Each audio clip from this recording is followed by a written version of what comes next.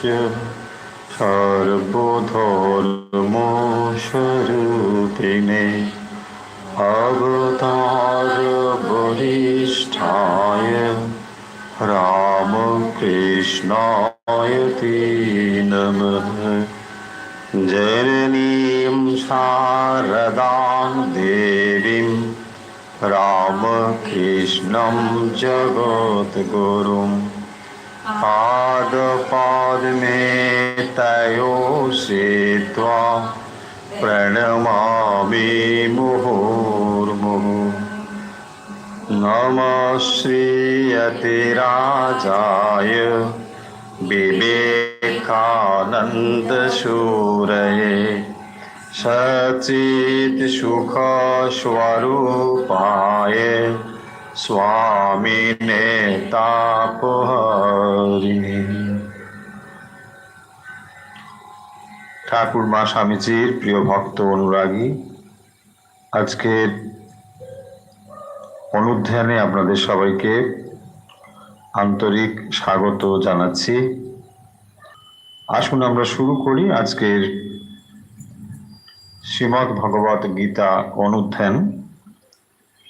আসুন আমরা প্রথমে ষষ্ঠ অধ্যায়ের 1 থেকে 10 নম্বর শ্লোক সমবেতভাবে পাঠ করব। প্রথমেই শ্লোক 1 থেকে 10, ষষ্ঠ অধ্যায়, ধ্যান যোগ। ওম বসুদেবসুতাং দেবং কংসচাণূরমর্দনম দেবকী পরমানন্দম কৃষ্ণং বন্দে জগদ্গুরুম।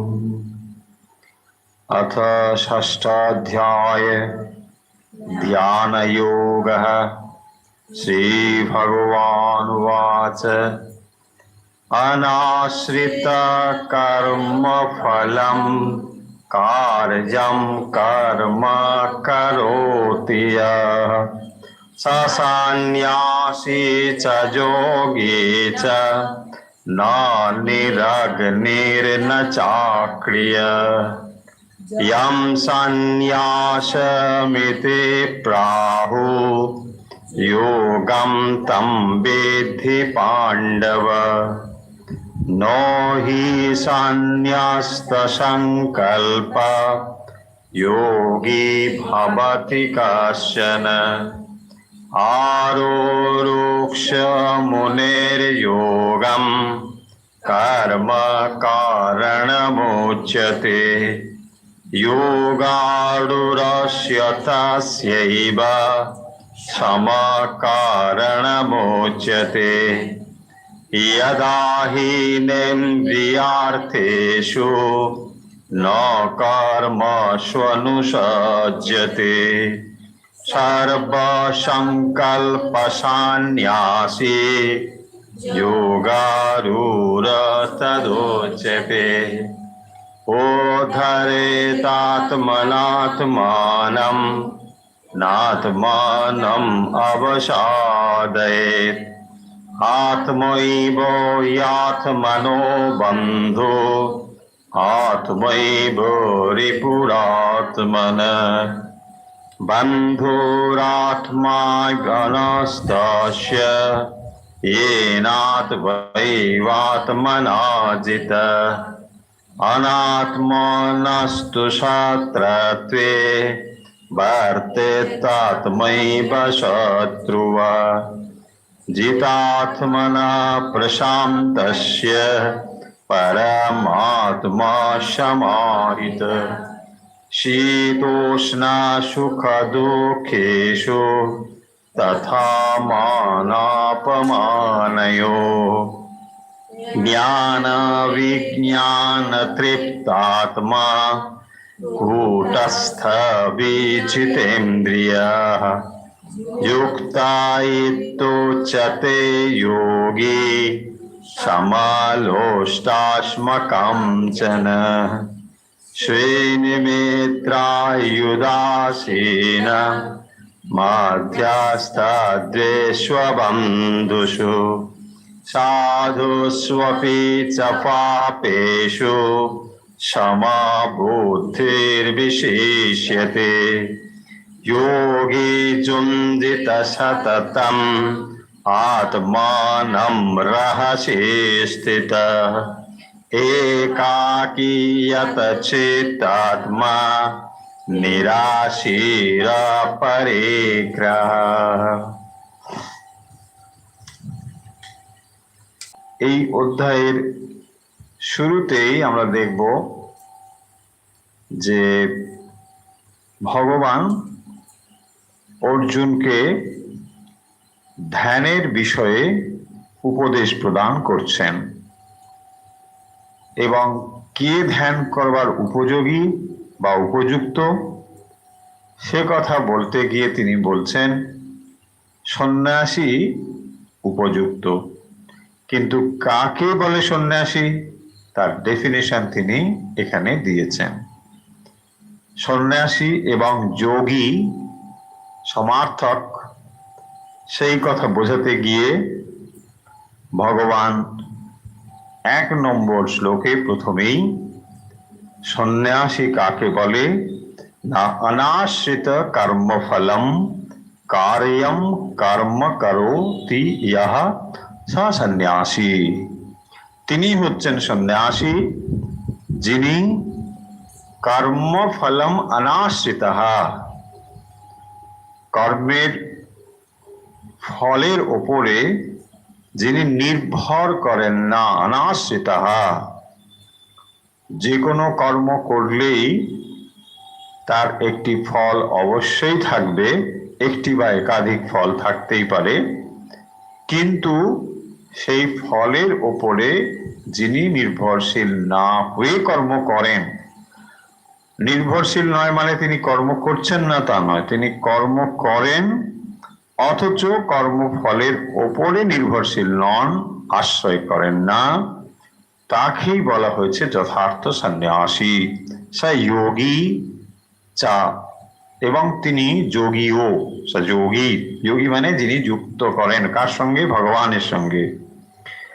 এবং কাকে যোগী বলা হবে, কাকে সন্ন্যাসী বলা হবে না, সেটাও তিনি এখানে বলে দিচ্ছেন। কি বলছেন? ন নিরাগ্নির ন চ অক্রিয়াঃ, এই দুটো শব্দ এখানে বললেন। তাহলে সন্ন্যাসী প্রথম কাকে বলা হবে বললেন, কাকে বলা হবে না সেটাও বলছেন। আমরা কি মনে করি সন্ন্যাসী মানে গেরুয়া বস্ত্র পরিধান করেন, দণ্ড কমণ্ডলু নিয়ে ঘুরতে থাকেন, তাকেই আমরা সাধারণত সন্ন্যাসী বলি। মানে গুড ফর নাথিং বললেও একরকম। সন্ন্যাসী মিনস গুড ফর নাথিং, কোনো কাজ নেই সন্ন্যাসী, তাই না? তো সোসাইটির যখন অন্য কোনো কাজে লাগবে না তিনি হচ্ছেন সন্ন্যাসী। মোটামুটি আমাদের এই হচ্ছে ধারণা, বা আগেকার দিনে ওরকমই করা হতো যে সন্ন্যাসী মানে যিনি খঞ্জ, অথর্ব, হ্যাঁ, এরকম একজন মানুষ, তিনি সন্ন্যাস গ্রহণ করে একটা ভিক্ষা গ্রহণের উপযুক্ত পোশাক পরে ফেললেন, মানুষ তাকে সমীহ করে চলবে, একটা ভিক্ষা টিক্ষা দেবে, এই মোটামুটি একটা সন্ন্যাসী ধারণা ছিল।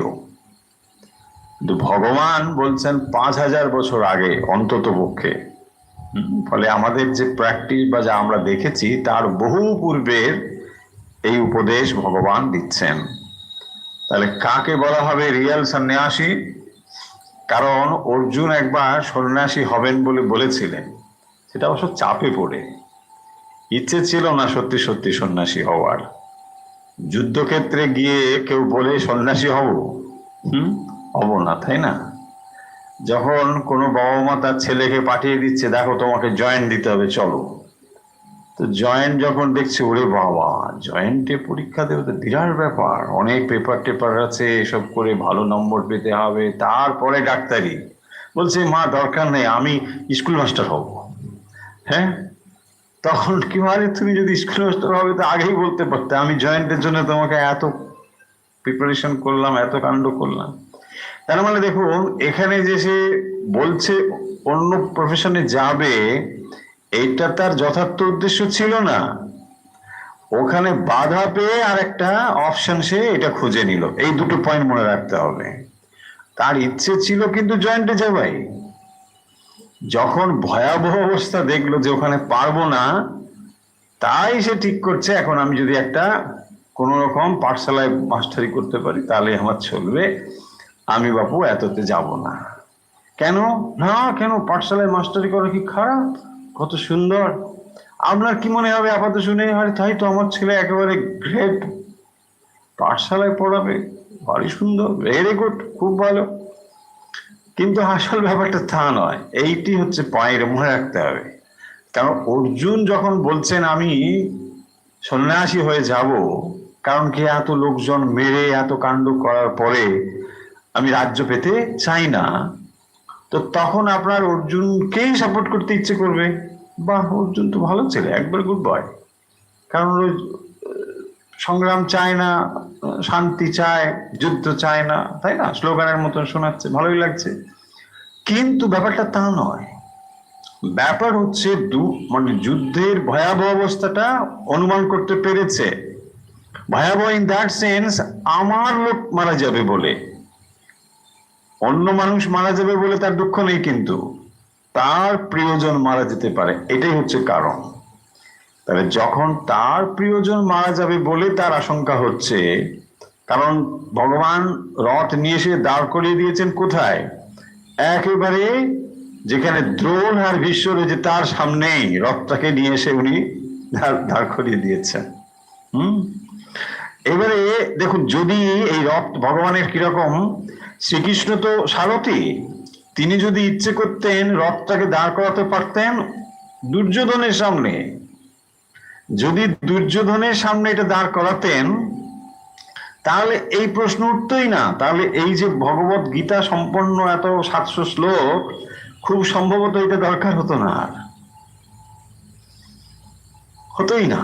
কারণ ও তো যুদ্ধ করে ওদের মারবে, কোনো সমস্যা নেই, ও তো প্রতিপক্ষই সবসময় রয়েছে। কিন্তু দ্রোণাচার্যকে তার প্রতিপক্ষ বলে মনে হচ্ছে না, ভীষ্মকে তার প্রতিপক্ষ বলে মনে হচ্ছে না, কারণ এদের থেকেই তিনি যুদ্ধবিদ্যা শিক্ষা করেছেন এবং তার অত্যন্ত স্নেহ করেন, ভালোবাসেন, ছোটবেলা থেকে তাদের কোলেপিঠে মানুষ হয়েছেন। ভীষ্ম তো তাদের অত্যন্ত স্নেহ করেন। সেই কারণের জন্যেই ভগবান দেখলেন যে একে এখানেই রথটা রাখতে হবে। দেখুন কি অবস্থা, ভগবান ঠিক ওই জায়গায় রথটা রেখেই এই ধর্ম সংকটে ফেলে দিয়েছেন ভগবান অর্জুনকে। না হলে অর্জুনের মনে এত প্রশ্ন আসতো না। সেই জন্য তিনি বলছেন আমি গান্ডীব রেখে দিলাম, আমি আর তো করবো না, কি করবো। এই পরিস্থিতিটা হচ্ছে ঠিক আমাদের পরিস্থিতি। অর্থাৎ যখনই আপনি জীবনে এমন একটা সময় এসে উপস্থিত হচ্ছেন যেখানে সিদ্ধান্ত নিতে পারছেন না, উভয় সংকট এসে উপস্থিত হয়েছেন, এদিকে গেলেও বিপদ, ওদিকে গেলেও বিপদ, এটা প্রত্যেক মানুষের জীবনের ঘটনা। দেখুন, সেই কারণের জন্য ভগবত গীতা আমাদের জীবনের কথা বলে, আমাদের জীবন সংগ্রামের কথা বলে। এটা কেবল যুদ্ধের কাহিনী নয়। এই জিনিসগুলো আমরা বুঝতে পারি না। আমরা ভাবি ও তো দুটো দলের যুদ্ধ। যদি এটা দুটো দলের যুদ্ধ হতো তাহলে আমাদের কোনো প্রয়োজনই হতো না। এটা রাজ পরিবারের দু দলের মধ্যে যুদ্ধ, তাই না? কুরু এবং পাণ্ডব। তো কুরু পাণ্ডবের যুদ্ধ হলে আমাদের কি দরকার 5000 বছর পরে? এই যুদ্ধটা আসলে তা নয়, এই যুদ্ধটা আমাদের নিজেদের যুদ্ধ। সেই কারণের জন্যে এটা এত প্রাসঙ্গিক জীবনের জন্যে।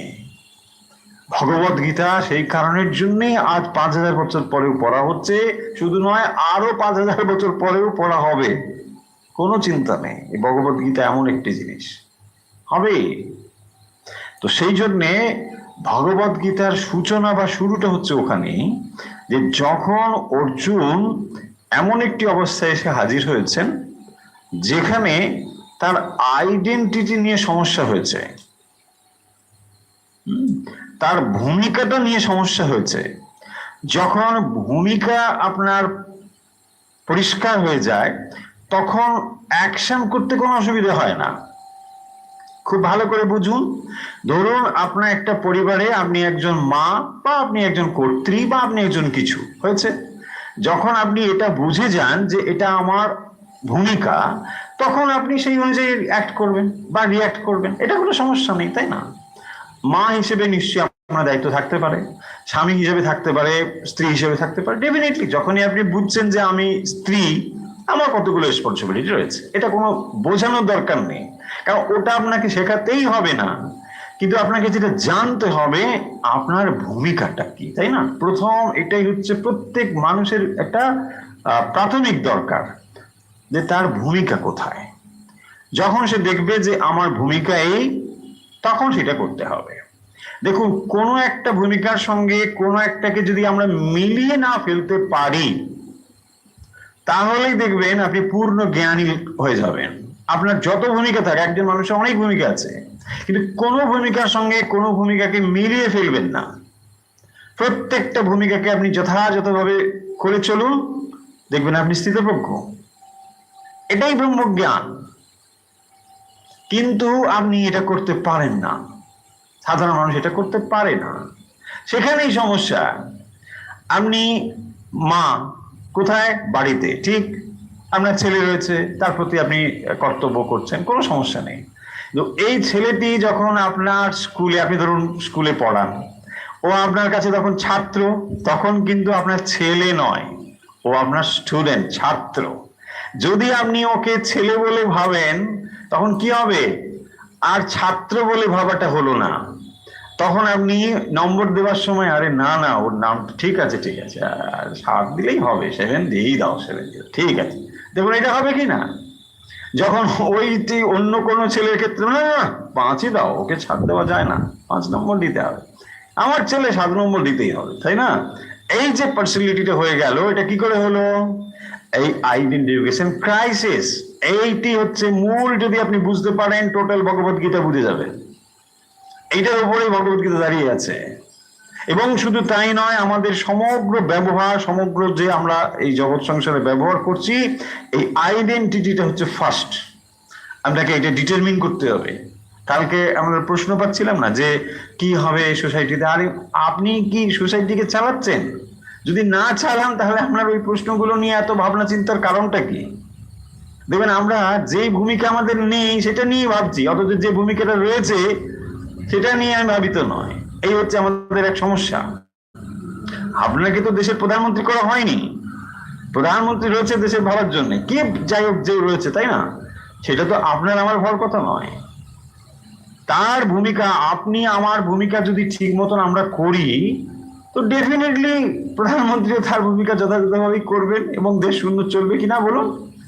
আমরা আমাদের নিজেদের ভূমিকা করি না, অথচ অন্যের সমালোচনা করতে থাকি। এটাই আমাদের হিউম্যান নেচার। দেখুন করছি কিনা? তাই জন্য আমরা কি এক্সপেক্ট করছি আমি যত রকম গোলমাল করতে পারি, কিন্তু আপনি একদম পারফেক্ট হবেন। আচ্ছা, এটা কি করে হতে পারে? এটাই আমরা করে চলেছি। দেখবেন আমি যত রকম খারাপ কিছু করে চলেছি, সেটা নিয়ে আপনি প্রশ্ন করতে পারবেন না, বাট আমি সব ব্যাপারে আপনার প্রশ্ন করে যাব। এটাই চলছে না? সব সময় দেখবেন আমরা এটা করে চলেছি। তো যে পয়েন্টটা প্রথম যেটা বলতে চেয়েছিলাম, তাহলে ভগবত গীতার প্রথম যে জায়গাটি, সেটা হলো অর্জুনের ভূমিকা নিয়ে একটা প্রশ্ন হয়েছে। দেখুন, যখন অর্জুন যুদ্ধক্ষেত্রে উপনীত হয়েছেন, সেখানে দ্রোণ বলে কেউ নেই, ভীষ্ম বলে কেউ নেই, অন্য কোনো কিছু নেই। একজন যোদ্ধার কাছে আর একজন প্রতিযোদ্ধা, এই হচ্ছে পরিচয়। না হলে কিন্তু এটা হবে না।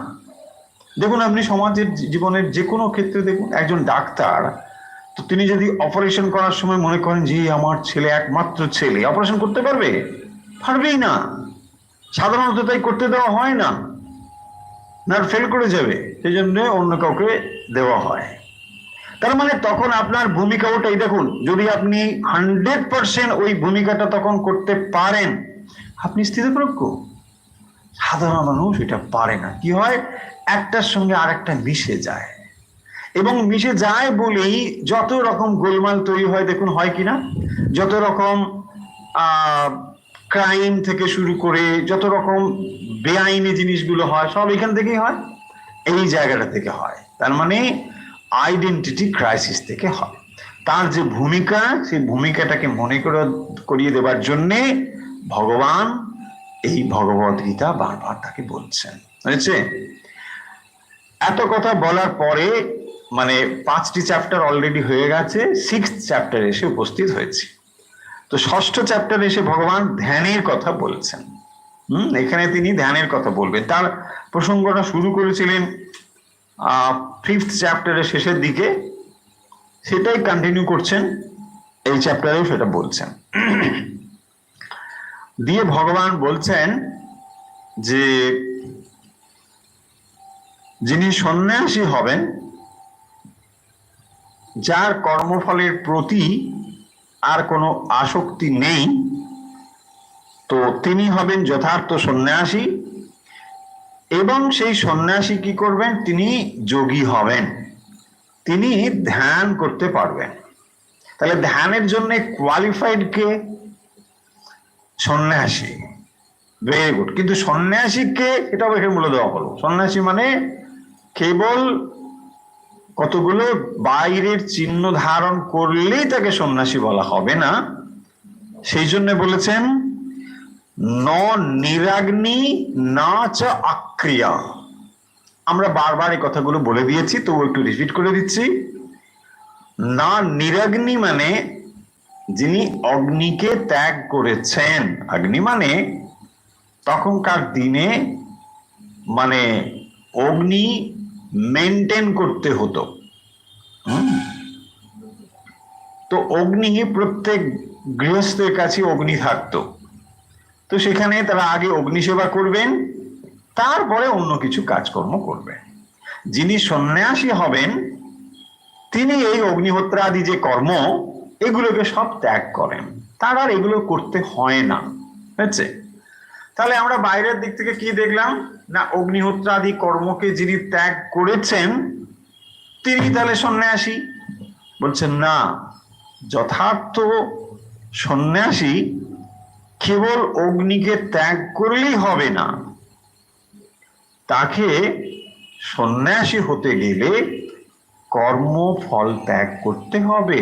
এটাই হচ্ছে সন্ন্যাসী, হচ্ছে। আমরা যেমন খুব একটা সিম্পল এক্সাম্পল নিতে পারি, একজন ছাত্র আমরা কাকে বলবো?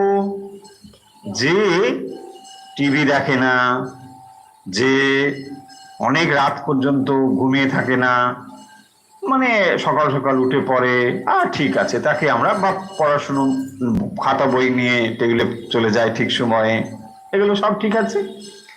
কিন্তু এগুলো কি সত্যি ঠিকঠাক? ঠিক নয়। সে হয়তো এগুলো সব মেনটেন করছে, বাট সে পড়ছে না। দেখুন, বলছে না আমি তো টিভি দেখছি না, ঠিক সময় ব্রেকফাস্ট নিচ্ছি, খাতা বই নিয়ে আমি স্যারের কাছে যাচ্ছি, হ্যাঁ যাচ্ছ, কিন্তু পড়ার সময় হচ্ছে না। বলছে তাহলে তুমি কি পড়ো ছাত্র? ঠিক সেরকম। তার মানে শুধু এইটা হলেই তাকে বলা যাবে না। একটা তো তার মানে নেগেটিভ ব্যাপার, আমি দায়িত্ব ছেড়ে দিয়েছি, কি না অগ্নিহোত্রাদি কর্ম আমি আর করি না, সো আমি একজন সন্ন্যাসী। বলছেন না, এটা তার বাইরে একটা ব্যাপার, কিন্তু এটাই একমাত্র নয়। এবারে অগ্নিহোত্রাদি কর্ম, ধরুন এখন তো আর কেউ অগ্নিহোত্র করে না, তার মানে এটার অর্থ হচ্ছে অগ্নির ওপর নির্ভরশীল যে সমস্ত ক্রিয়াদি, ধরুন গৃহস্থের বাড়িতে তো অগ্নি থাকতেই হবে, তাই না? অগ্নিক্রিয়া তো তাকে করতেই হবে, কেউ যদি অতিথি আসে রান্না করতে হবে তো। কিন্তু সন্ন্যাসীর এই রেসপন্সিবিলিটি নেই। সন্ন্যাসী তার ওই রকম কিছু রেসপন্সিবিলিটি নেই যে তাকে অগ্নি দিয়ে করতে হবে, ওসব কিছু নেই। তো তার মানে সে কি করেছে? পূর্ণভাবে ঈশ্বরের উপর নির্ভর করেছে এবং কর্মফল ত্যাগ করেছে। এটা হচ্ছে অর্থ। সেই জন্য এখানে ক্লিয়ারলি বলছেন আর নাচা আক্রিয়া, তার মানে যিনি কর্ম ত্যাগ করে দিয়েছেন, অন্য কোনো কর্ম যে ত্যাগ করে দিয়েছেন তাকেই সন্ন্যাসী বলা হবে, তা কিন্তু নয়। তার মানে একটা হলো ত্যাগ আর একটা হলো অ্যাকসেপ্টেন্স বা গ্রহণ। কি হলো? একটা ত্যাগ করার সঙ্গে সঙ্গে আর একটা জিনিসকে গ্রহণ করতে হবে। সব সময় এই দুটো জিনিস হয়ে চলেছে। যেমন দেখুন, একজন গুড অ্যাচিভার, ভালো কিছু একটা অ্যাচিভ করবে, তাকেও দুটো জিনিস করতে হচ্ছে। তাকে হয়তো প্র্যাকটিস করার জন্য ঘুমটাকে খানিকটা ত্যাগ করতে হচ্ছে। তাহলে একদিকে তার মধ্যেও একটা স্যাক্রিফাইস, ত্যাগ রয়েছে, পাশাপাশি একটা অ্যাকসেপ্টেন্সও রয়েছে। তাকে প্র্যাকটিসে যেতে হচ্ছে ঠিক সময়, তাই না? তা না হলে হবে না। বলছে না, আমি ঘুম থেকে আমি কিন্তু ভাবলাম ঘুম থেকে উঠে একটু প্রাণায়াম করবো, যোগা করবো, আরে ব্যাস, তারপরে আবার সবাসন হয়ে গেল ধরুন, তাহলে কি হবে? হবে? বলছে বুঝে না, ঘুম থেকে উঠলাম, তারপরে মানে বালিশের এত ভালোবাসা, হয়তো তার মানে কি হলো, ডার হলো না, তাহলে সেটাকে বলা যাবে না। পরিষ্কার দুটো জিনিস। আচ্ছা, তারপরে দেখুন 2 নম্বরে এসে কি বলেছেন, ইয়ম সন্ন্যাস মৃতি প্রাহু যোগম তং বিদ্ধি পাণ্ডব নহি অসন্ন্যস্ত সংকল্প যোগী ভাবতি কশ্চন। তাহলে 2 নম্বরে আমরা কি দেখলাম না, 2 নম্বরে এখানে বলা হয়েছে যাকে সন্ন্যাস বলা হবে, কাকে বলা হবে, ইয়ম সন্ন্যাস মৃতি প্রাহু যোগম তম বিদ্ধি পাণ্ডব। তাহলে আগে যোগ একটা শব্দ বলা হয়েছে, এই দুটোর মধ্যে যাতে আমরা কোনো কনফিউজ না হই, যে যোগী হয়ে গেল একরকম, তাহলে আবার সন্ন্যাসী একরকম, সেই জন্য বলেছেন ইয়ম সন্ন্যাস মৃতি প্রাহু যোগম তম বিদ্ধি পাণ্ডব, তাকেই তুমি যোগ বলে জানবে। মানে যাকে সন্ন্যাস বলা হচ্ছে তাকেই তুমি যোগ বলে জেনো। সন্ন্যাস এবং যোগের মধ্যে কোনো তফাৎ এখানে নেই। কেন নেই না, ন হি অসন্ন্যাস সংকল্প যোগী ভাবতি কশ্চন। তাহলে যোগী মানে কর্মফলের যে সংকল্প, তা ত্যাগ না করলে কেউ যোগী হতে পারে না। তাহলে দেখুন, সন্ন্যাসীর মধ্যেও যেমন সংকল্প ত্যাগ, অর্থাৎ তার ভেতরে যেমন আশ্রিত কর্মফলন রয়েছে, যোগীর ভেতরেও তাই রয়েছে। সেই জন্য বলছেন যে যোগী এবং সন্ন্যাসীর মধ্যে কোনো তফাৎ কিন্তু নেই। বোঝা গেল? তাহলে 2 নম্বরে কি বলছেন না, ইয়ম সন্ন্যাস মৃতি প্রাহু যোগম তম বিদ্ধি পাণ্ডব, সন্ন্যাস এবং যোগের মধ্যে কোনো তফাৎ, দুটো শব্দ ব্যবহার করা হয়েছে না, তাই এখানে করে দিচ্ছেন। কেন নয়, যোগী এবং সন্ন্যাসীর মধ্যে কেন আমরা তফাৎ দেখব না, সেটা 2য় শ্লোকের 2য় লাইন, ন হি অসন্ন্যস্য সংকল্প যোগী ভাবতি। যোগী হতে গেলে তাকে সংকল্প ত্যাগী হতে হবে। সংকল্প কাকে বলে? সংকল্প হচ্ছে কোনো একটা ইচ্ছে পূরণের জন্যে যে ভাবনা, তাকেই বলা হয় সংকল্প। অর্থাৎ মানস যে ইচ্ছেটা, মেন্টাল স্টেটে যে ইচ্ছেটা, তাকে আমরা সংকল্প বলছি। তারপরে ডিজায়ার ফুলফিলমেন্টের জন্য অ্যাকশন, তাহলে অ্যাকশনের আগের যে অবস্থাটা, তাকে আমরা সংকল্প বলছি, তাই না? আমার 1 গ্লাস জল খাবো, কি করব? তাহলে জল খাওয়ার ইচ্ছেটা তাহলে আগে কবে মনে আসবে, তারপরে আমি জল পাওয়ার জন্য চেষ্টা করব, তারপরে আমি জলটাকে খাবো, হয়েছে? তাহলে এই যে মেন্টাল যেটা, তাকে আমরা কি বলছি? সংকল্প। এই যে সংকল্প, সেটা সেই জন্য বলছেন না হি অসন্ন্যস্ত সংকল্প যোগী ভাবতি। এখন একটা প্রশ্ন উঠতে পারে যে তাহলে যোগীর মধ্যে কোনো সংকল্প নেই, মানে তিনি একটা অ্যাকশন যখন, তাহলে কি তিনি অ্যাকশন তো করেন, কাজ তো তিনি করেন, একটু আগেই বললেন, তাহলে যখন তিনি কাজ করছেন তার মধ্যে কোনো সংকল্প নেই, ব্যাপারটা কি? সংকল্প 2 রকমের হয়। সংকল্প হয় নিজের ইচ্ছে পূরণের, আর 2 ভগবত ইচ্ছে পূরণের, তাই না? সংকল্প 2 রকমের হবে। যখন আমি আমার ডিজায়ার ফুলফিলমেন্টের যে ইচ্ছে, তাকে আমি বলবো, বা সেই কথাটাই এখানে বলা হয়েছে সংকল্প শব্দে। কিন্তু যদি ভগবত ইচ্ছে পূরণের জন্য যেটি আমি করছি, তাকে কিন্তু আমি বলবো না যে এই সংকল্প, তার ভিতরে এই সংকল্প থাকবে। তাহলে নিজের ইচ্ছে পূরণের জন্য আমি আমার সুখের জন্য কোনো একটা কিছু করছি, এইটা থাকবে না। কিন্তু ভগবানের ইচ্ছে পূরণের জন্য তিনি করছেন, ভগবত ইচ্ছা পূরণ, সেটা থাকতে পারে। সেখানে ভগবত প্রীতি হচ্ছে মূল ব্যাপার, আত্মপ্রীতি নয়। তাহলে আত্মপ্রীতির সংকল্প তার মধ্যে থাকে না। পরিষ্কার হয়েছে? কারণ কি, এটা মনে আসতে পারে যে সংকল্প থাকে না তার মানে তিনি আর কিছুই করেন না, চুপ করে বসে থাকেন। তা কিন্তু নয়। এবারে 3 নম্বরটা আমরা বলে দিয়েছিলাম, এমনকি বোধহয় 4ও বলা হয়ে গিয়েছিল, মনে আছে আমাদের? আচ্ছা, 3 নম্বরের বক্তব্য কি ছিল না, আরুরুক্ষ মুনির যোগম কর্ম কারণম উচ্যতে যোগারূঢ়স্য তস্যৈব সমঃ কারণম উচ্যতে। ঠিক? তাহলে দুটোর মধ্যে কারণম উচ্যতে, একটা হচ্ছে আরুরুক্ষ আর একটা হচ্ছে যোগারূঢ়। দুটো শব্দ এখানে রয়েছে। মানে একটা হচ্ছে বিগিনার আর একটা হচ্ছে স্পেশালিস্ট। হয়েছে? যোগারূঢ়স্য হচ্ছে স্পেশালিস্ট আর আরুরুক্ষ হচ্ছে বিগিনার, মানে শুরু করবেন তিনি। হয়েছে? মাস্টার, যোগারূঢ় মানে মাস্টার। তো যখন তিনি যোগ শুরু করছেন তাকেই বলা হবে আরুরুক্ষ। তাকে কি বলছেন না, আরুরুক্ষ মুনির যোগম কর্ম কারণম উচ্যতে, তখন কর্ম তাকে অবলম্বন করে যেতে হবে।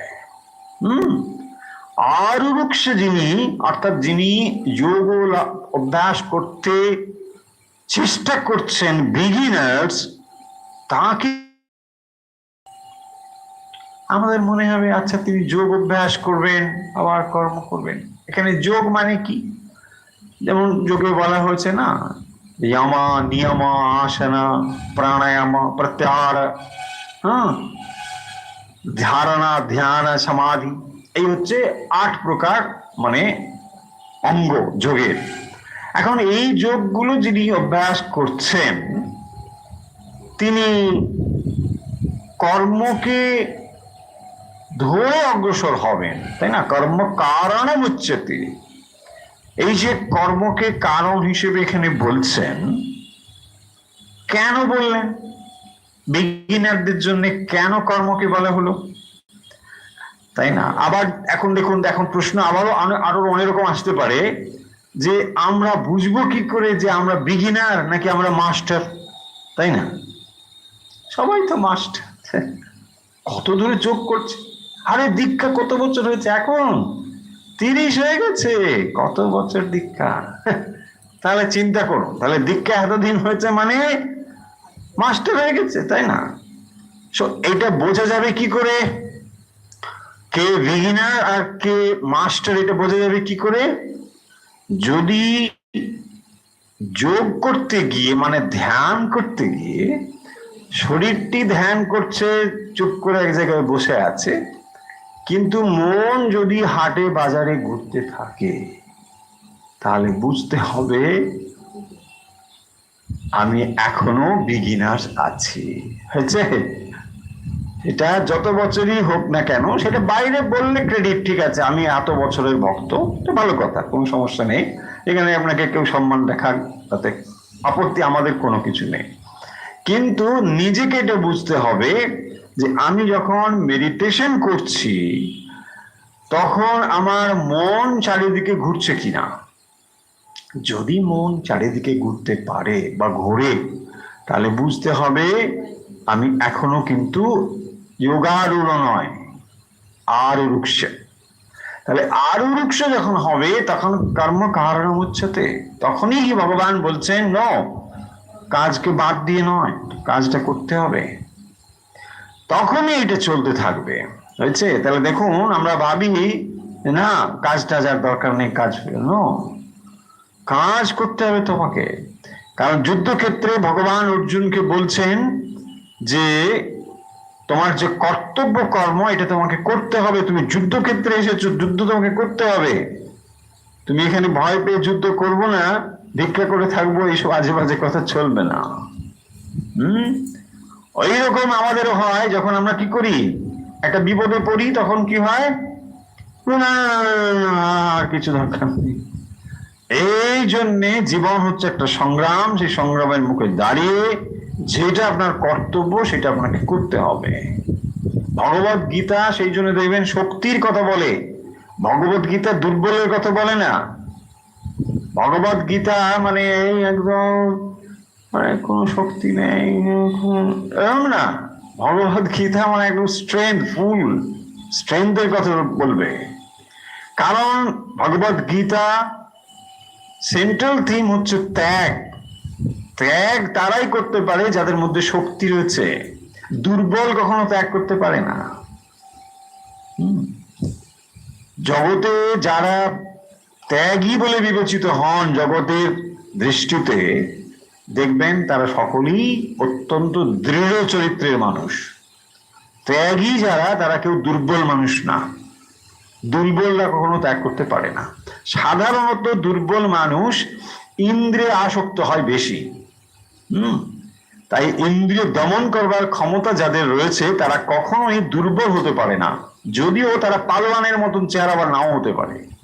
আমার ভাই মানে শক্তিশালী মানে ওরকম তাও নাও হতে পারে।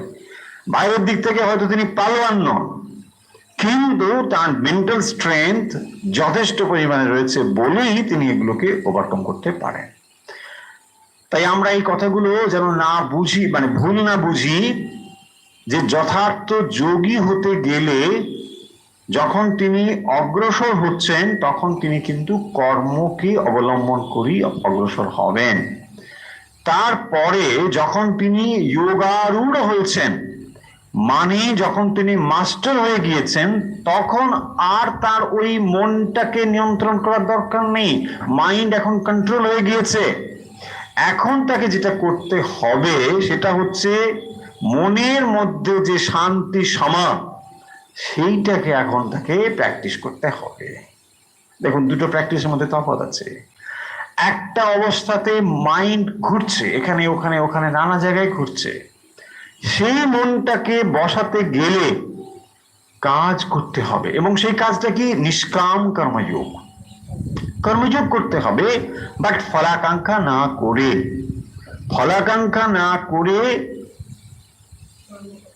কর্ম করলে তারপরে তার মন কন্ট্রোল হবে, শান্ত হবে। এই শান্ত যখন মন হলো, এবারে সেটাকে যোগের কাজে লাগানো যাবে। তখনও যেটা বাকি থাকে সেটা হচ্ছে সমাহা কারণম উচ্যতে। তখন হচ্ছে সমাহা, মানে এইবারে মনটা বাইরে থেকে ছোটা বন্ধ হয়েছে, এইবারে তাকে একটা জায়গায় স্থির করতে হবে। এইটা হচ্ছে সমাহা। কোথায় স্থির করব? অভিষ্ট লক্ষ্যে স্থির করব। সেই লক্ষ্যটা কি? আমি আত্মজ্ঞান লাভ করতে চাই, আমি ভগবান লাভ করতে চাই। Very good. তাহলে মনটাকে আমি এখন প্রস্তুত করতে পেরেছি। তাহলে মন যখন চারিদিকে ভ্রামিত হচ্ছে, ছুটছে, সেই মনটাকে তুমি ওই রকম যোগ সাধনায় বসিয়ে দিলে সেটা যোগ হবে না। পরিষ্কার করে এই কথাটা ভগবান বলছেন।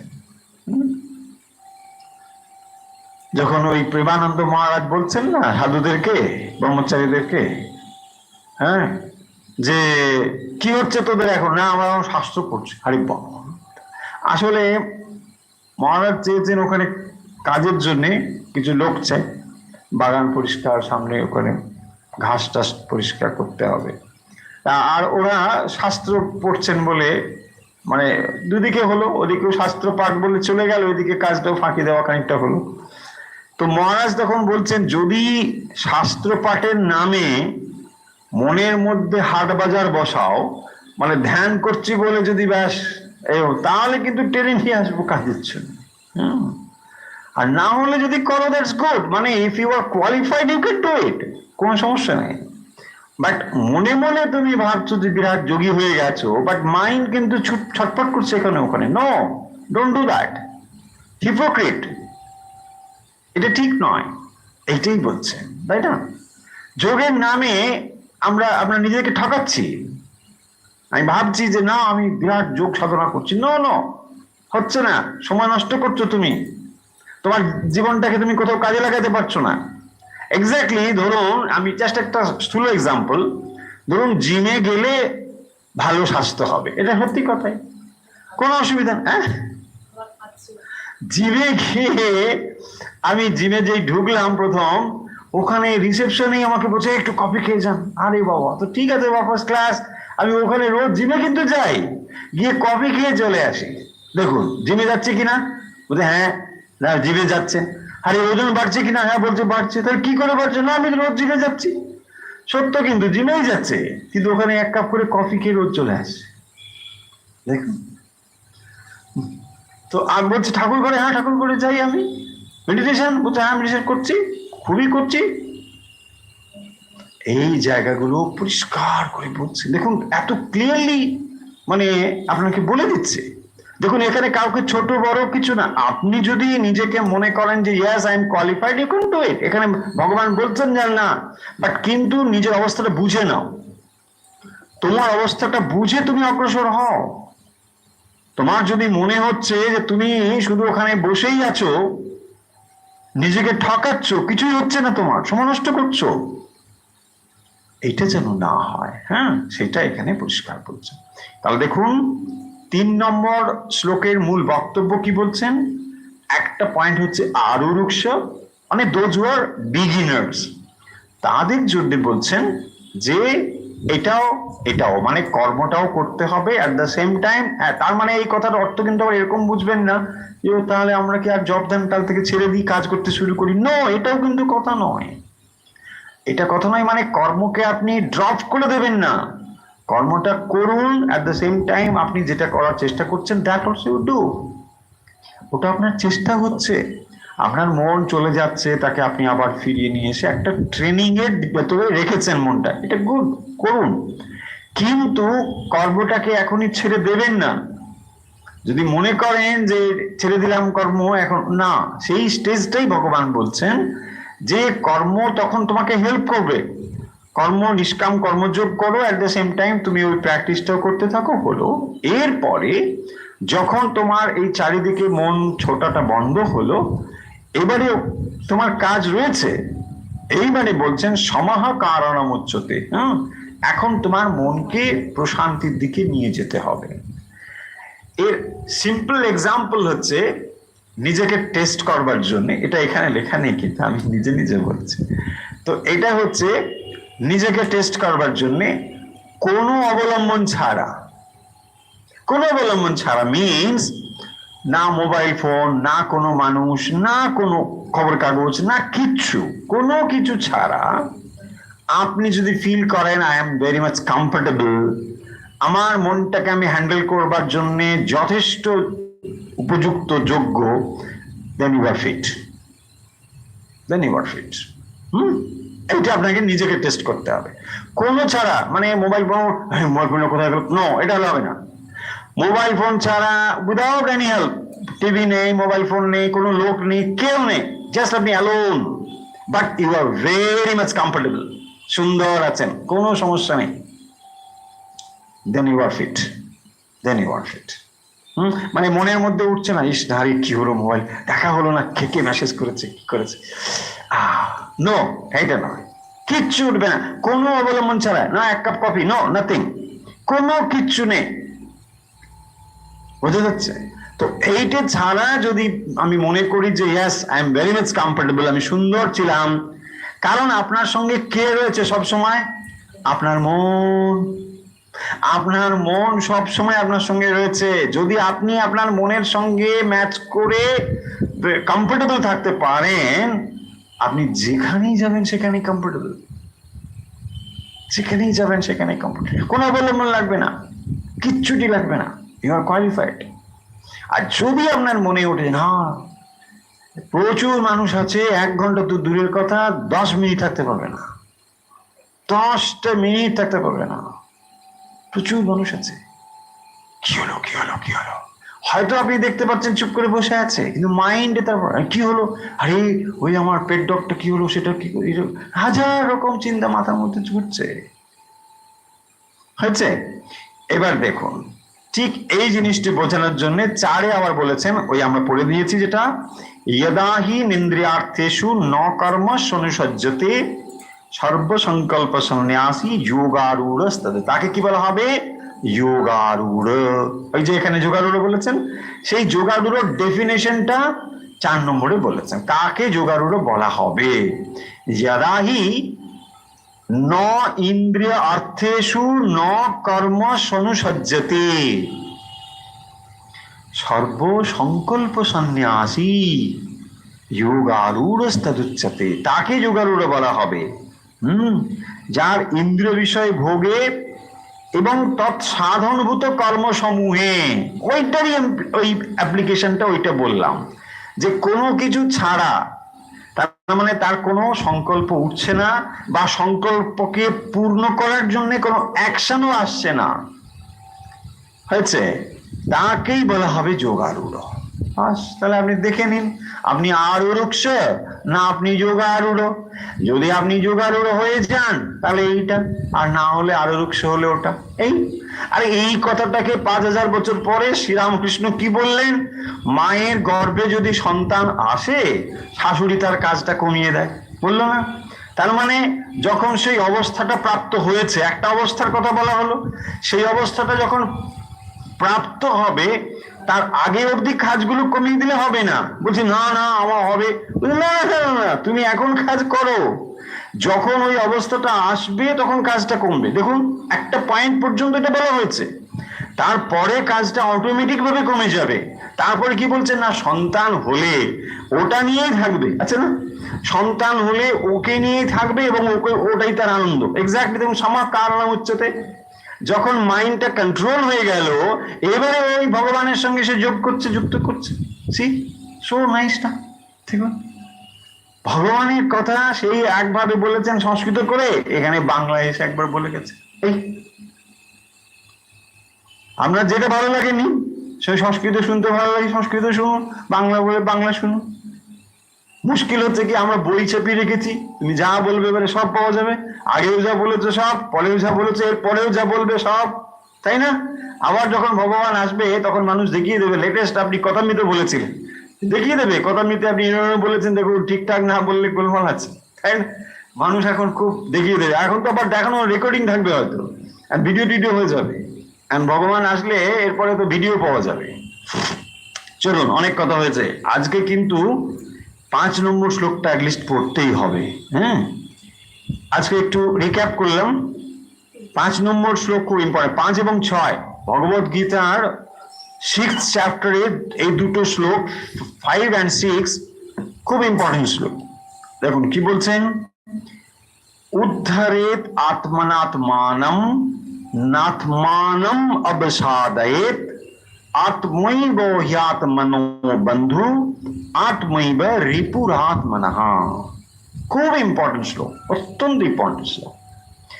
এবং আমরা আগে অনেকবার বলেছি যে আত্মা এই শব্দটি, আত্মানাম, আত্ম, এই যে শব্দগুলো না, এগুলো এক সময় শরীরকে কখনো কখনো মিন করে, কখনো মাইন্ডকে, কখনো আবার বুদ্ধিকেও বোঝায়, হ্যাঁ, কখনো আবার আত্মাকে বোঝায়।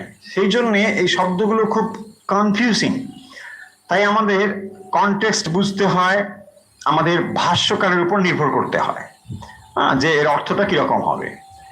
তো দেখুন এখানে আগে অর্থ দেখে নিই। আত্মনা আত্মানম উদ্ধারেত, উদ্ধারেত কথার অর্থ হচ্ছে উদ্ধার করবে, উদ্ধারেত পরিষ্কার, উদ্ধার করবে। কি উদ্ধার করবে? আত্মনা, আত্মনা মানে নিজের মনের দ্বারা বা বিবেকের দ্বারা, হয়েছে আত্মনা। কি করবে? আত্মানম, আত্মানম মানে নিজেকে, মানে জীবাত্মা তার নিজেকে উদ্ধার করবে। কিসের দ্বারা? বিবেকযুক্ত মনের দ্বারা। তাহলে উদ্ধারেত আত্মানা আত্মানম, নিজেকে নিজের মনের দ্বারা উদ্ধার করবে। তারপরে বলছেন ন আত্মানম অবসাদয়েত, আত্মাকে মানে নিজেকে কি করবে? ন অবসাদয়েত মানে অবসন্ন করবে না বা নিম্নগামী করবে না। দেখুন ভগবত গীতা একদম ক্লিয়ারলি বলছেন যে তুমি সব সময় চেষ্টা করবে ওপরের দিকে যেতে, নিজেকে কখনো অবসন্ন করবে না। তুমি মানুষ হয়ে জন্মগ্রহণ করেছো, বিশেষ কতগুলো কোয়ালিটিস তুমি পেয়েছো, সেগুলোর দ্বারা তুমি নিজেকে ওপরের দিকে নিয়ে যাবে, কখনো নিচের দিকে নামাবে না, অধোগামী করবে না। এবং কিসের দ্বারা করবে? নিজের মনের দ্বারা। আত্মানম আত্মানা, নিজের মনের দ্বারা নিজেকে উদ্ধার করবে। আত্মৈব হ্যাত্মনো বন্ধু আত্মৈব রিপুর আত্মনা। রিপু মানে শত্রু, তাই না?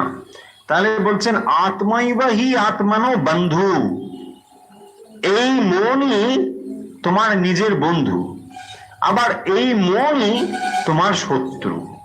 বুঝছে? মনই বন্ধু মানে যখন মন তোমার নিয়ন্ত্রণে রয়েছে, তখন মনের থেকে ভালো বন্ধু আর কেউ নেই, তাই না? আবার যখন মন নিয়ন্ত্রণে নেই, তখন মনের থেকে ভালো শত্রুও কেউ নেই। এখন যে আমরা বলি না বাইরে শত্রু টত্রু, এরকম শত্রু তো আপনার ঘরেই।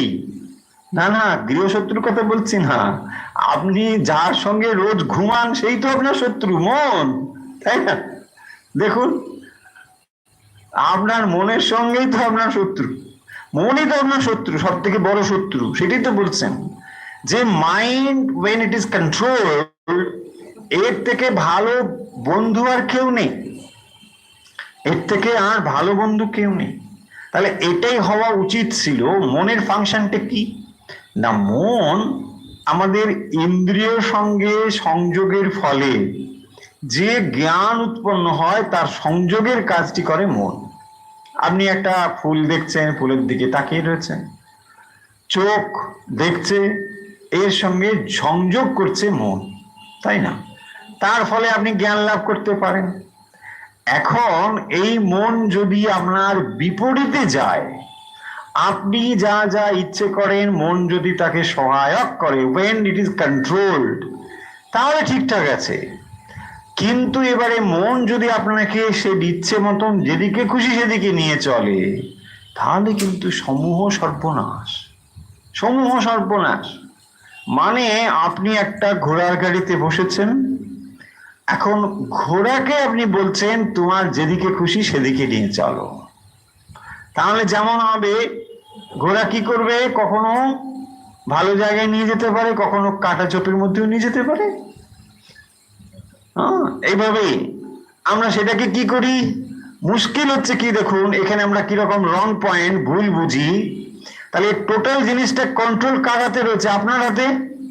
আপনি ধরুন একজন ড্রাইভারকে বললেন, এই চলো ভাই আমাকে নিয়ে চলো, আপনি জানেন তো কোথায় যেতে হবে? বলছেন হ্যাঁ আমি কিচ্ছু জানি না। তাহলে ঠিক আছে, বসুন, আমি নিয়ে যাচ্ছি, আপনার কোনো চিন্তা নেই, আপনি বসেই আছেন।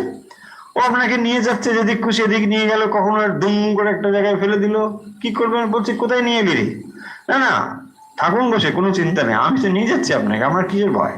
হচ্ছে ভালো জায়গায় নিয়ে কখন আবার নিয়ে গেল, সেখানে ব্যাস ডাকাতি, আপনার যা আছে সব ডাকাতি হয়ে গেল, চুরি হয়ে গেল, হতে পারে।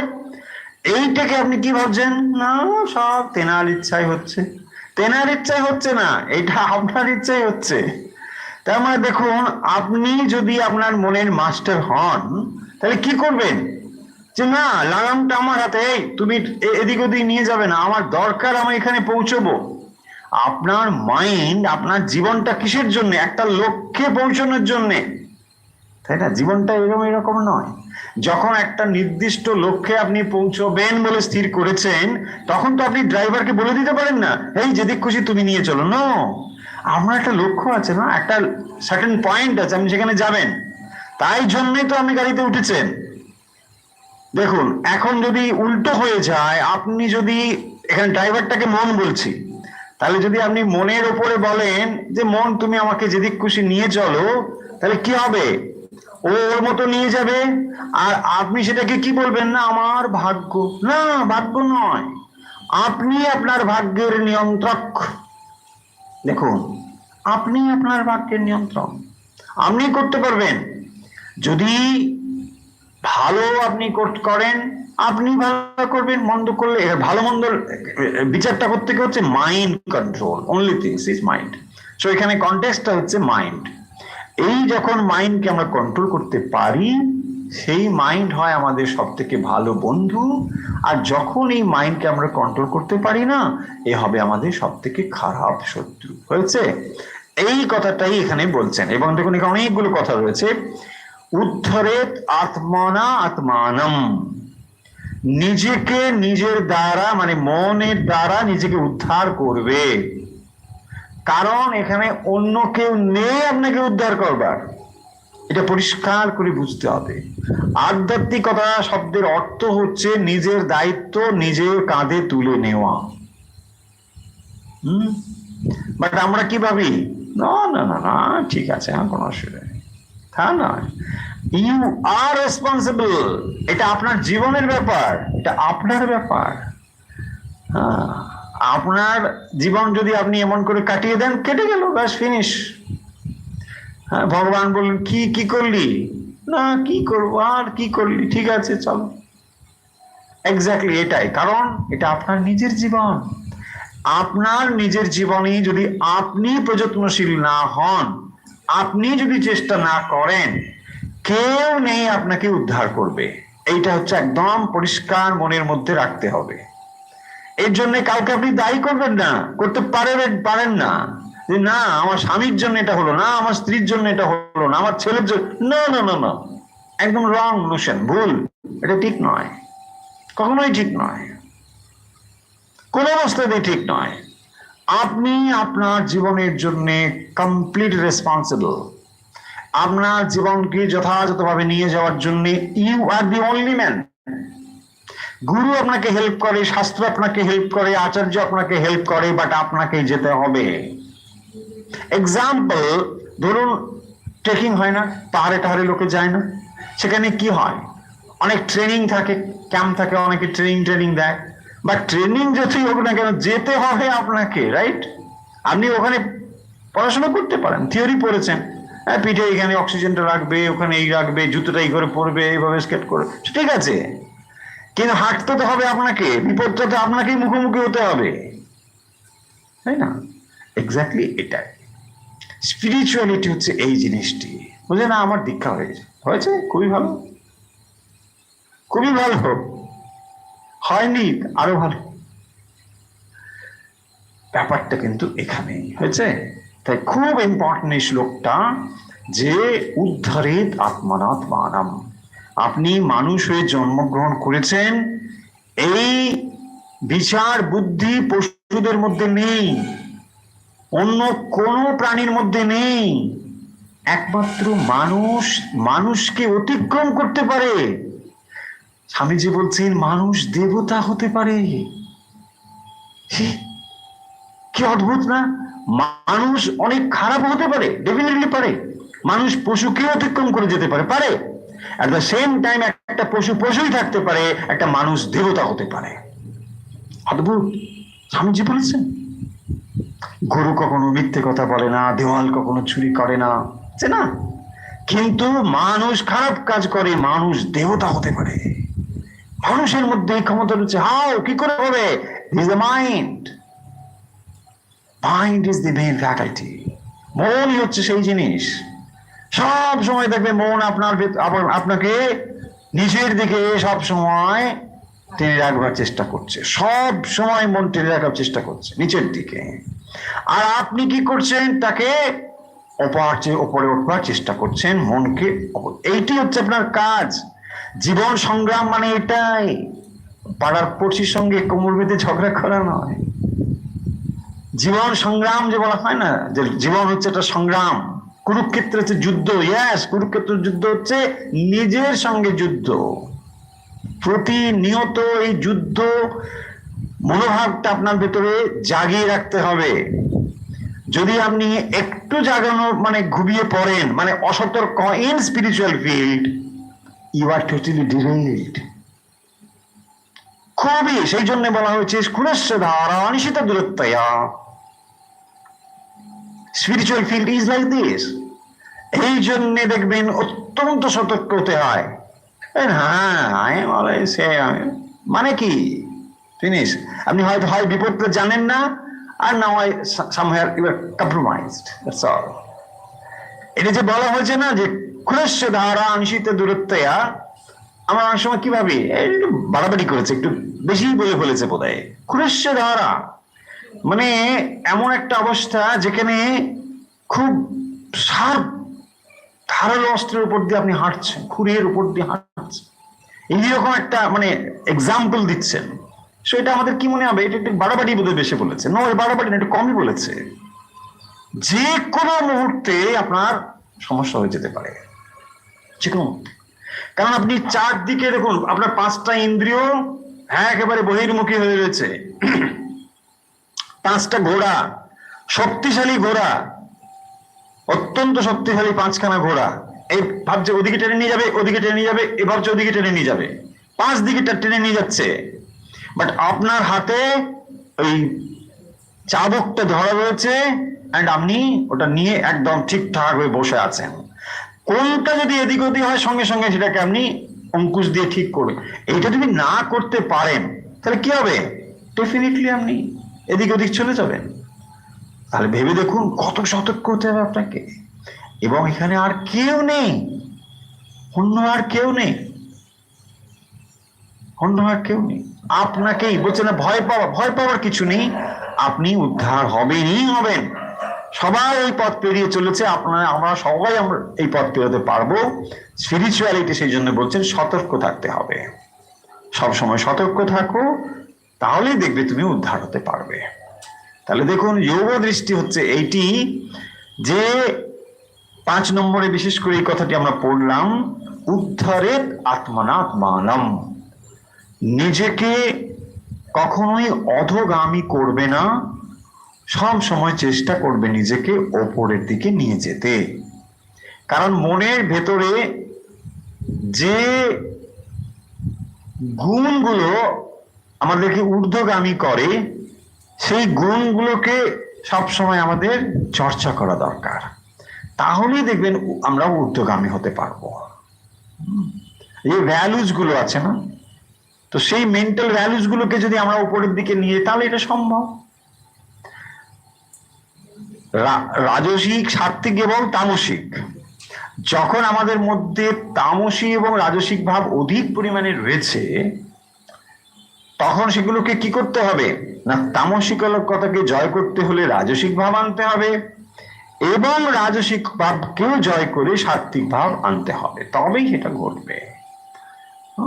সেই জন্য এই একটি দ্বারা আরেকটিকে অবলম্বন করে জয়লাভ করে আপনাকে এখানে বিজয় প্রাপ্ত হতে হবে। তাহলে স্পিরিচুয়াল ফিল্ডে জয়লাভ করা মানে এই নিজের ওপরে আধিপত্য বিস্তার করা। সেই জন্য ধর্মক্ষেত্রে কুরুক্ষেত্রে, এটা ধর্মযুদ্ধ, নিজের ওপরে নিজের প্রতিষ্ঠা করা,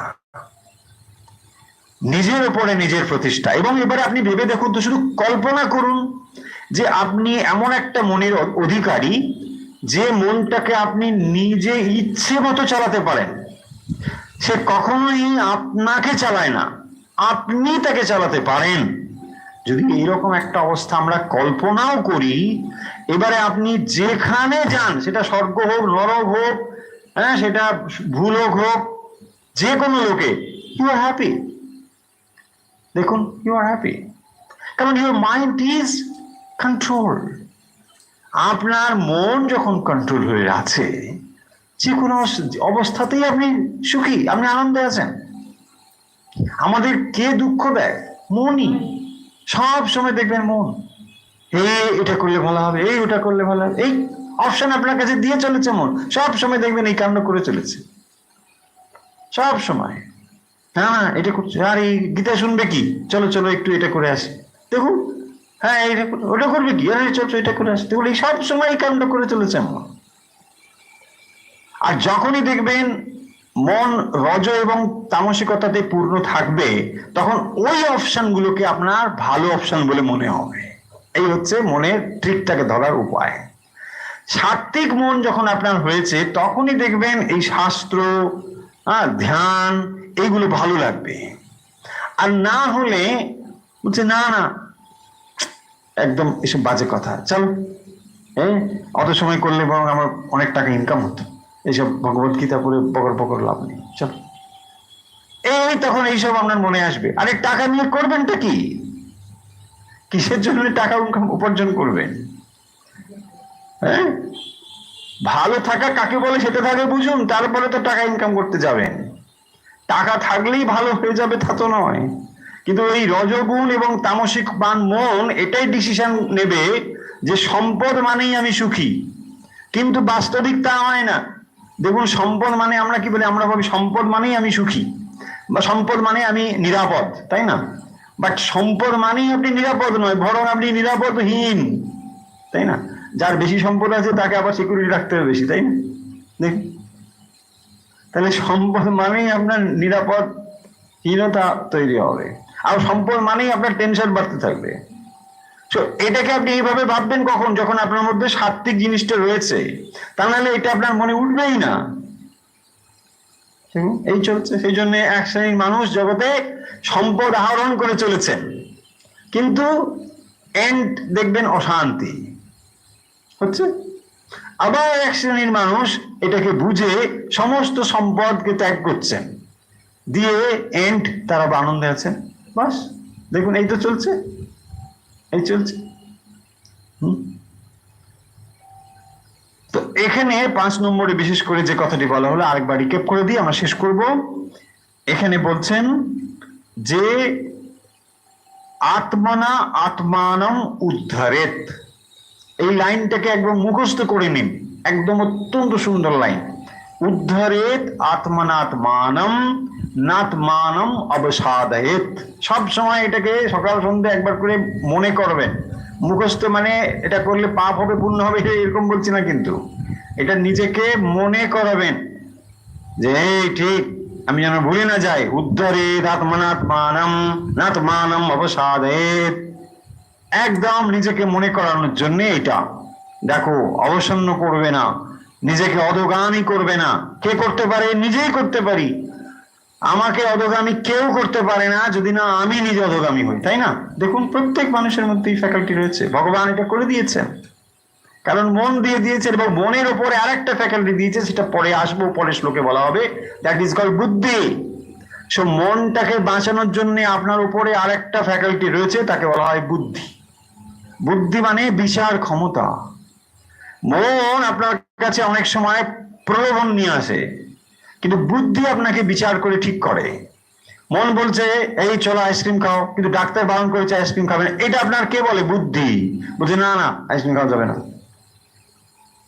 তখন আপনি একটু শান্ত হন, বলছে না না, ডাক্তারবাবু বলেছেন বেশি মিষ্টি খাওয়া যাবে না, তখন আপনি একটু চুপ করেন। এটা ওই বুদ্ধি বিচার করে ঠিক করেন। বাট মন আপনার কাছে কি বলে? না না, একটা মিষ্টি খেলে কিছু হয়, আরে সুগার ঠিক আছে, চলো না একটা খাও না, কি আছে, এটা বিয়ে বাড়ির ব্যাপার, খেয়ে নাও খেয়ে নাও। হচ্ছে না? এই অপশনস গুলো মন আপনার কাছে বারবার নিয়ে আসছে। আরে খেয়ে নিলে কি হবে, হ্যাঁ একটা খেলে এমন কি সুগার, এই তো, আচ্ছা নিগড়েই খাও, তাই না? এই জিনিসগুলো আমাদের কাছে এরকম করে আসে। তাই জন্যে 5 নম্বরে বলছেন আত্মই ওই আত্মানও বন্ধু আত্মৈব রিপুর আত্মনা। নিজেই হচ্ছে নিজের বন্ধু এবং মনই হচ্ছে নিজের শত্রু। হচ্ছে আত্মৈব ইয়াত্মনো বন্ধু, নিজের মনই হচ্ছে সব থেকে ভালো বন্ধু, যদি তাকে নিয়ন্ত্রণে রাখা যায়। ধরুন আপনি সকালবেলা অ্যালসেশিয়ানটাকে মানে ধরে একটু হাঁটতে বেরিয়েছেন, এখন সেটা যদি বিরাট একটা অ্যালসেশিয়ান হয় যা কন্ট্রোল করা আপনার পক্ষে সম্ভব নয়, তাহলে কি হবে? ছিটকে পড়ে যাবে, আপনাকে কাটার মধ্যে নিয়ে ফেলবে। আবার যদি এটা ঠিকঠাক কন্ট্রোল থাকে তাহলে আপনি বেশ সুন্দর, দেখুন আপনার সঙ্গে সঙ্গে গেল, আপনি বেশ 1 কিলোমিটার 1.5 কিলোমিটার হেঁটে হেঁটে আসলেন, খুব ভালো একটা সুন্দর ব্যাপার। এক্স্যাক্টলি ওটাই। তার মানে মাইন্ড যদি এটা কন্ট্রোল হয়, এর থেকে ভালো বন্ধু আর কেউ হতে পারে না, ভালো বন্ধু কেউ হতে পারে না। আবার একটা দেখুন, মাইন্ডকে ছেড়ে দেওয়ার অপশনও তো নেই যে না বাপু আমি ছেড়ে দিলাম, আমি মন তোমাকে নিচ্ছি না, আমি একে নিয়ে থাকবো, বুঝলেন? না, এটাও হবে না। তার মানে আপনাকে ওই মনটাকে ঠিক করতে হবে। হ্যাঁ, সে যদি এখন শত্রু থাকে, তাকে যদি মনে হয় যে আমি ত্যাগ করলাম মনকে, তাও করতে পারবেন না। এ আপনার সঙ্গে থাকবেই, সবসময় থাকবে। তাহলে কি করবেন? বেটার ওকে চেঞ্জ করতে হবে। এখন মনকে চেঞ্জ করা মানেই হচ্ছে আপনার সমস্ত চেঞ্জ হয়ে যাবে। হ্যাঁ, ভগবত গীতায় যে সমস্ত আমরা পড়ছি যা কিছু, এই সবই ট্রান্সফরমেশনের জন্য, নিজেকে পরিবর্তন করবার জন্য। দৈবী সম্পদ, আসুরি সম্পদ মানেটা কি? এই তো সেই জিনিসগুলো। মনের মধ্যে ওই কোয়ালিটিস গুলোকে, ভ্যালুস গুলোকে আপনি নিয়ে আসছেন। ওই ভ্যালুস গুলো নিতে নিতে একদিন দেখছেন ইউ আর টোটালি কনভার্টেড। বাস, আপনি ভালো হয়ে গিয়েছেন। Mind also is converted. হো, বাস, তখন মন দেখবেন পুরো totally changed mind. Change in that sense এখানে হচ্ছে এই মাইন্ডটা আসলে কি হয়ে গেছে? ম্যাচিওর হয়ে গেছে। মাইন্ড চেঞ্জ মানে মাইন্ড ম্যাচিওর। ম্যাচিওর মানে এখন সে শিখে গিয়েছে কোনটা তাকে নেবে, কোনটা নেবে না, কোনটার জন্য সে অত অত মাতামাতি করবে, কোনটা করবে না, এই জিনিসটি মাইন্ড শিখে যায়। যখন আপনার মধ্যে স্পিরিচুয়াল ম্যাচুরিটি আসবে, তখন দেখবেন আপনি টু সাম এক্সটেন্ট মনটাকে ভেতরের দিকে দিতে শিখে গেছেন। আপনি একটা ভাবে ইন্ট্রোভার্ট হতে শিখেছেন। আগে এক্সট্রোভার্ট ছিলেন, খুবই এক্সট্রোভার্ট ছিলেন, কিন্তু এখন ধীরে ধীরে মনটাকে ভেতরের দিকে দিচ্ছেন। এটাই হচ্ছে তখন মনের পরিবর্তন। ভ্যালুগুলো তখন ধীরে ধীরে ডেভেলপ করে। তাহলে 5 নম্বর শ্লোক আজকে আমরা পড়লাম।